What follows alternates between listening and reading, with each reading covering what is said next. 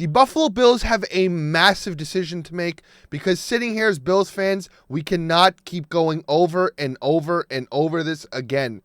Hello, everybody. Welcome to Bills Digest. I'm your host, Anthony Senicar. And let's be honest, we all enjoy some Buffalo Bills football, and we all enjoy smashing some tables.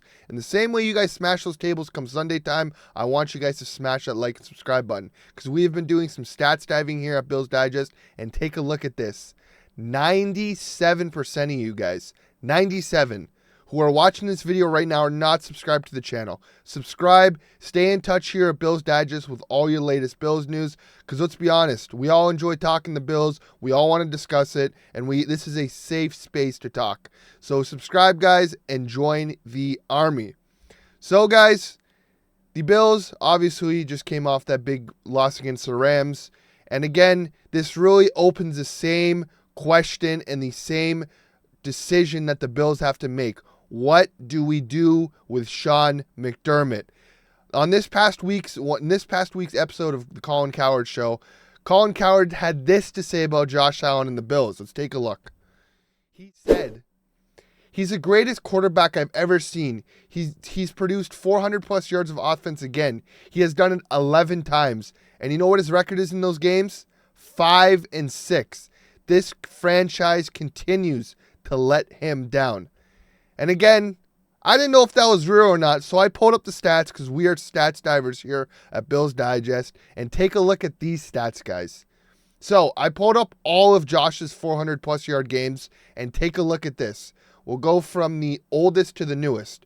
2020 against Miami, Bills did win that game. 2020 against Seattle, Bills did win that game. 2021 against Tampa, Bills lost that game to Tom Brady in overtime. And again, the Bills had an opportunity to win the game, kicked a field goal, went into overtime. 2022 against Miami, the Bills lost that game. That was that crazy hot game. Bills had an opportunity to win the game. Isaiah McKenzie dropped the game-winning touchdown. They could have kicked a field goal to tie the game. They didn't. They went for the touchdown. 2022 against Pittsburgh, they won that game. 2022 against Minnesota, they lost that game. That's a Justin Jefferson big catch game. Again, another opportunity where the Bills had a chance to win the game. They fumbled. Minnesota scores. They win that game. 2023 against Philadelphia, the Bills kick a field goal to send the game to overtime, and Jalen Hurts gets the ball, marches down, scores a touchdown. 2024 against Miami, Bills win that game. 2024 against the Rams this past Sunday, the Bills put up 42 offensive points, lose that game. Josh Allen had three passing touchdowns, 3 rushing touchdowns. So again, we come into this big decision and this big conversation all the time. It's not Josh, and I don't think it's Brandon Beane. I think it comes back to this man's shoulders, Sean McDermott. And again, I want to do some more breakdowns for you guys here so we can really dig into this and really have a real conversation about Sean McDermott and the questions that he needs answers. I dug up some games in years past where we have had blunders. When you guys look up Sean McDermott blunders, there's a lot of articles. So let's take a look at some of the ones that I have come up with. So, last year against Denver, Buffalo had an opportunity to win the game. They had too many men on the field for the Broncos' first field goal attempt to win the game. They missed it. The Bills got flagged for too many men. They kick it again. The Denver Broncos win. The Bills moved to 5-5 at that point in the season. They fire Ken Dorsey, which again did help. But again, how do you have too many men on the final play of the drive? Let's move on. 2023 against the Cincinnati Bengals. I went to this game. I have never seen a Bills team so flat just get manhandled by the Cincinnati Bengals in the playoffs. The team did not look prepared whatsoever. I know we had the Damar Hamlin thing. I know it was a long season. But this is a NFL playoff game, and they get manhandled by the Cincinnati Bengals at home. You're playing for number 3, and they just look flat. This is the start of the Stephon Diggs blow up, obviously, on the sideline, and it just starts the bad vibes for the Bills. Let's move on. Kansas City last year in the playoffs. The game was, the Bills had an opportunity to either A, kick a field goal, tie the game, or B, go for a first down. It was fourth, I'm getting too fired up. It was 4th and 6. Sean McDermott, instead of putting the ball in the hands of his superstar quarterback, goes and kicks a field goal. Tyler Bass wins. Everyone in the stadium looks around and says, what just happened?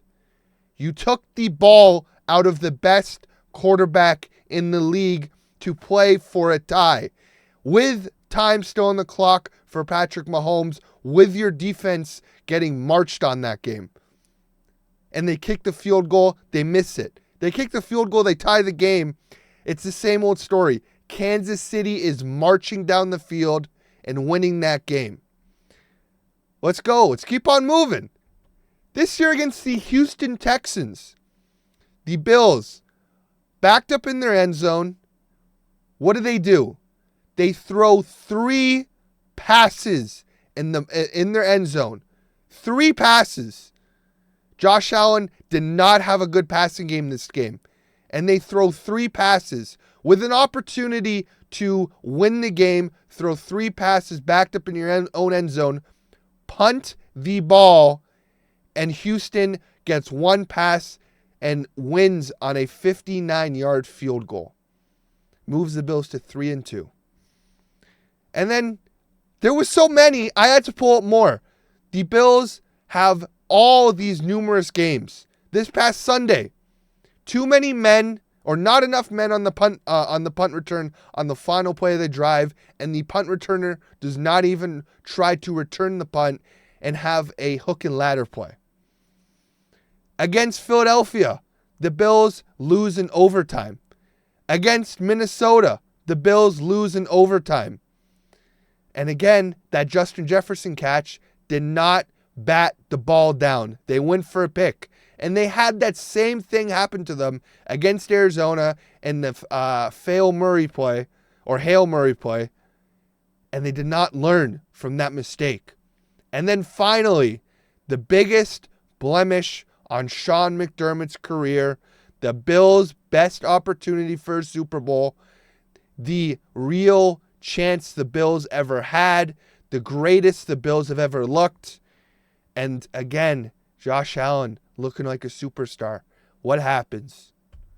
Right there. 13 seconds. The Bills had an opportunity to move on and host an AFC championship in Orchard Park against the Cincinnati Bengals. 13 seconds left on the clock. Josh Allen marched down the field, threw a 4th touchdown to Gabriel Davis in the back of the end zone.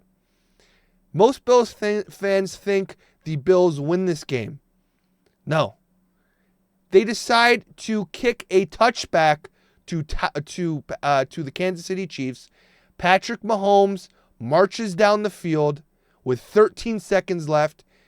And instead of making sure there's no short passes for an opportunity for a field goal, the Bills defense rushes 4,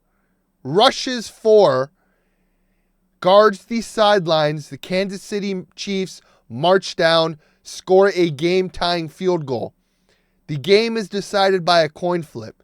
Josh Allen and the Bills lose the coin flip. Patrick Mahomes throws a touchdown pass to Travis Kelce over Matt Milano.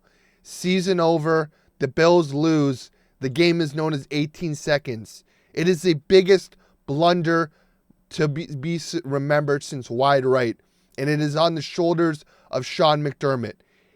Post-game, he does not take blame. He does not blame. He does not say, hey, it's on me. We know Coach Sean McDermott called those plays. We know he played that scared defense, and we know he should have pooch kicked it or squib kicked it to run more clock down. There's never been an answer on who took the blame for that. He never will take the blame for that. There was an article last year that came out and said Sean McDermott blamed the offense for scoring too quick. What are we doing? Why? Again, I don't want to rag on Sean McDermott because they are good, and he has done a lot for great stuff for this organization. Obviously, he ended the drought, which a lot of Bills fans will always remember him for, and he brought a winning culture to Buffalo. Again, that winning culture has been shown in many, many ways. After the bye week, the Bills are 8-0 after the bye week. That is a well-coached, well-oiled machine with a winning culture. The Bills have brought in big stars: Josh Allen, Stephon Diggs, James Cook, Gabe Davis, Matt Milano, Trey White. They've brought in these stars, and they have produced a winning culture after 17 years of misery. I will never take that away from Sean McDermott. But we have to look into the mirror, and we have to really question if Sean McDermott is the coach for the Buffalo Bills. Again, I am of the mindset I do not know, because you know what? Sometimes the grass is always greener. But if Buffalo, in a retool year, does not at least get a win in the playoffs, you have to really question, is he the coach? The Bills have looked great this season in a retool year. They beat the Kansas City Chiefs. They did get steamrolled by the Baltimore Ravens, and they had the loss against Houston, and they just had this loss against the Rams. But they have looked great. Sean McDermott is adapting as a coach, and I cannot take that away from him. You can see the progress of him and the growth of him from years past. That Kansas City game this past year, on that fourth down, he would have kicked the field goal. Kansas City would have marched down and scored. He is learning. He is growing. But there are still coaching errors that he's making in his 8th year as a head coach.